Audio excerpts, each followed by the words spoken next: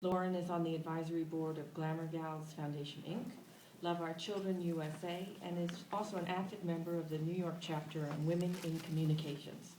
And she joins us this evening to discuss her book, Unstoppable in Stilettos, A Girl's Guide to Living Tall in a Small World.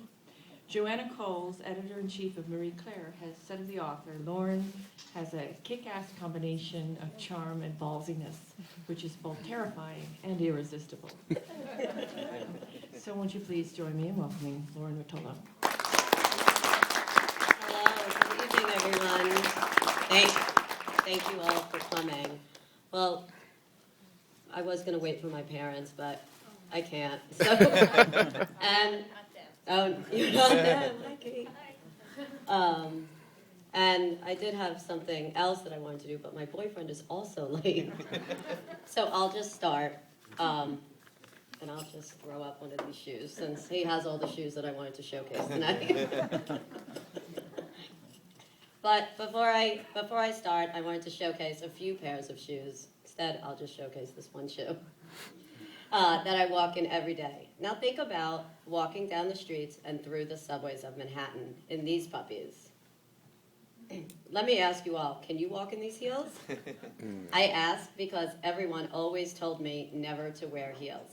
And today, people ask me, is it hard to walk in your shoes? Well, the obvious answer is yes, because they're at least 3.5 inches tall. But to me, that's just a walk down Fifth Avenue. But that's not really what they're asking me. They want to know, hi, Mom. They want to know what it's like being 4'2", with crutches and walking in stilettos. My usual answer is fabulous, and that's why I wrote Unstoppable in Stilettos, which is my guide to living tall in a small world. Unstoppable in Stilettos is a memoir of my life so far. Well, I'm only 34, so I hope to have one book or many books in me for the next 34 years. In my book, I share the good and the bad stories of my life and what I learned through each of these stories, and at the end of each chapter, I share Lauren's lessons, which offer you my own possible philosophies that can be applied to your daily life.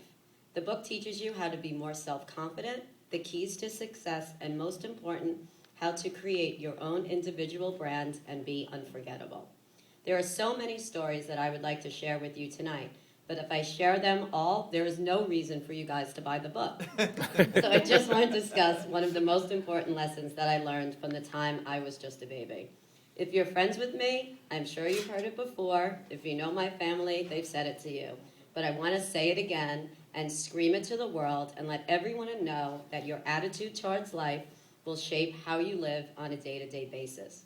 This was a lesson I learned from my parents at a very young age, and something that they learned when I was diagnosed. And that is, we have two decisions in this life, to be happy or to be miserable. As you can tell, I chose happiness, because being miserable, hey, it's just a drag and brings down everyone around you. We have one life to live, and why not live it being happy? I cannot and will not promise happiness every single day, but I promise that if you have a positive attitude and outlook on life, it will make the bad stuff seem not so horrible.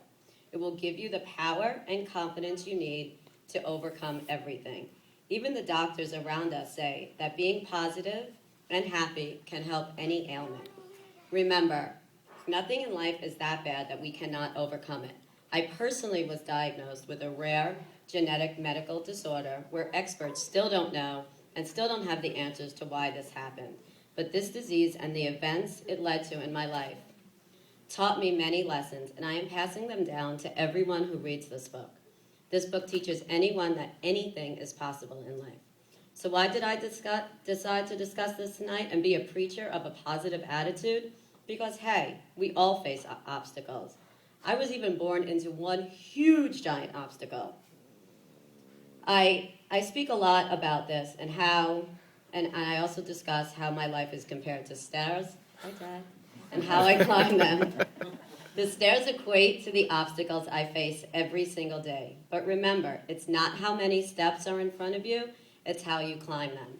And now I'd like to read one chapter, chapter 2, about overcoming obstacles.